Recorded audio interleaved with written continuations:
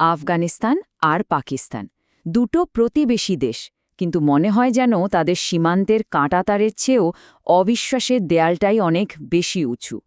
কয়েক দশক ধরে যে উত্তেজনা আর সংঘাত চলছে, তার পেছনের আসল কারণটা ঠিক কী? চলুন আজ এই জটিল ভূ-রাজনৈতিক ধাঁধার জট খোলার চেষ্টা করা যাক। প্রশ্নটা শুনতে বেশ সহজ, তাই না?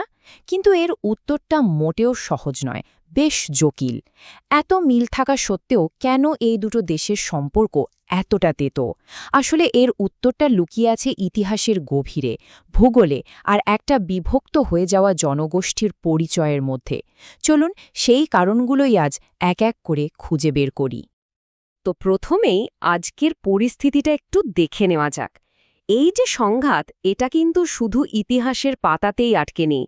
আজও সীমান্ত সংঘর্ষ, রাজনৈতিক অভিযোগ এগুলো প্রায় প্রতিদিনই খবরের শিরোনাম হচ্ছে। তবে আজকের এই উত্তেজনাকে যদি ঠিকমতো বুঝতে হয়, আমাদের একটু পেছনে ফিরে যেতে হবে। আর এই গল্পের শুরুটা কিন্তু কোনো সেনাবাহিনী বা যুদ্ধ দিয়ে নয়।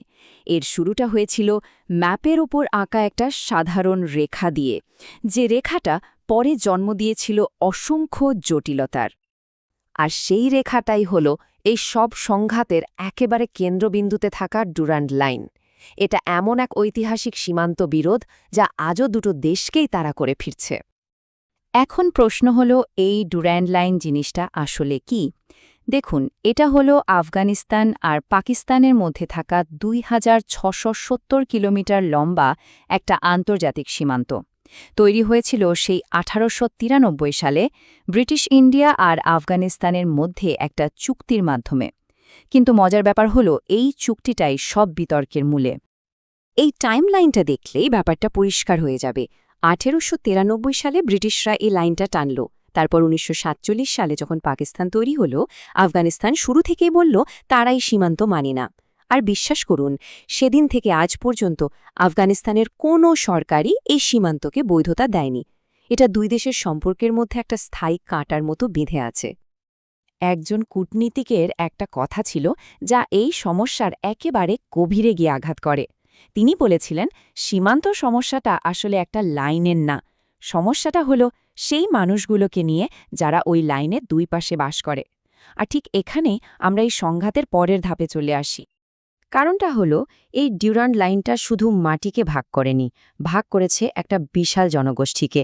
আর এখান থেকেই বিরোধের মানবিক আর সাংস্কৃতিক দিকটা আমাদের সামনে আসে। আমরা কথা বলছি পশতুন জনগোষ্ঠীর ব্যাপারে। এরা আফগানিস্তানের সবচেয়ে বড় আর পাকিস্তানের দ্বিতীয় বৃহত্তম জাতিগোষ্ঠী।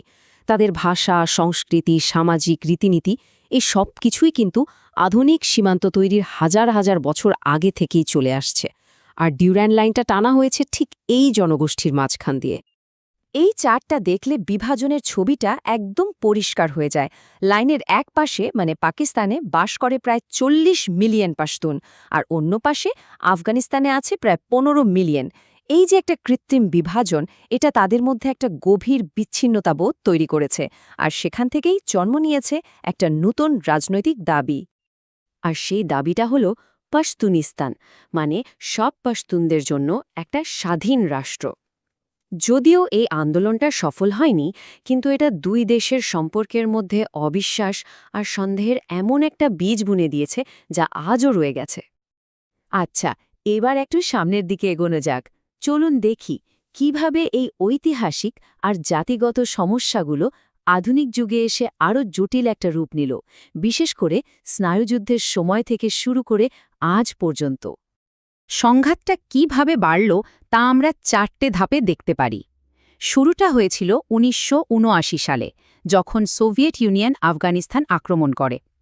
এর বিরুদ্ধে রুখে দাঁড়াল মুজাহিদিনরা, যাদের পেছনে ছিল বিদেশি শক্তির সমর্থন।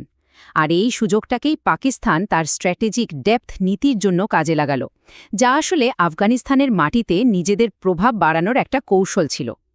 আর এই পুরো খেলার চূড়ান্ত ফল কি হল?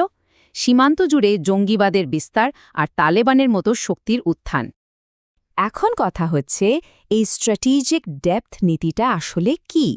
সহজ করে বললে, এটা একটা সামরিক তত্ত্ব, যেখানে একটা দেশ তার প্রধান শত্রুর বিরুদ্ধে নিজেকে সুরক্ষিত রাখতে প্রতিবেশী দেশে প্রভাব বিস্তার করতে চায়।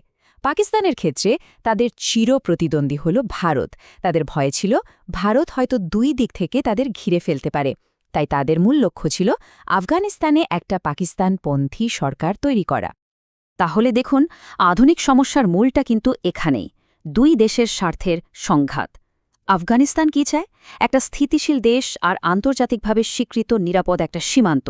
আর পাকিস্তান কি চায়? কাবুলে একটা বন্ধুভাবাপন্ন সরকার, যাতে ভারতের সঙ্গে দুই ফ্রন্টে যুদ্ধের ভয়টা না থাকে। এই যে দুটো ভিন্ন লক্ষ্য, এটাই সংঘাতকে আজও টিকিয়ে রেখেছে। তো এত লম্বা আলোচনার পর আমরা সংঘাতের মূল কারণ হিসেবে কি পেলাম? চলুন সবটা একবার এক ঝলকে গুছিয়ে নেওয়া যাক। তাহলে সব মিলিয়ে মূল কারণগুলো দাঁড়াচ্ছে একটা বিতর্কিত ঔপনিবেশিক সীমান্ত, একটা বড় জাতিগোষ্ঠীর বিভাজন, কয়েক দশক ধরে চলা ভূরাজনৈতিক খেলা, আর তার ফল হিসেবে প্রক্সি যুদ্ধ আর জঙ্গিবাদের উত্থান। এই সবকটা কারণ মিলেমিশে আজকের এই জটিল পরিস্থিতিটা তৈরি হয়েছে। শেষে তাই একটাই বড় প্রশ্ন থেকে যায়, ইতিহাসে আঁকা একটা লাইন কি দুটো দেশের ভবিষ্যৎকে চিরকালের জন্য এভাবেই বেঁধে রাখবে, নাকি এই অবিশ্বাস আর সংঘাতের ঊর্ধ্বে উঠে পারস্পরিক বোঝাপড়া আর সহযোগিতার কোনো নতুন অধ্যায় লেখা সম্ভব? এর উত্তরটা হয়তো সময়ই আমাদের দেবে।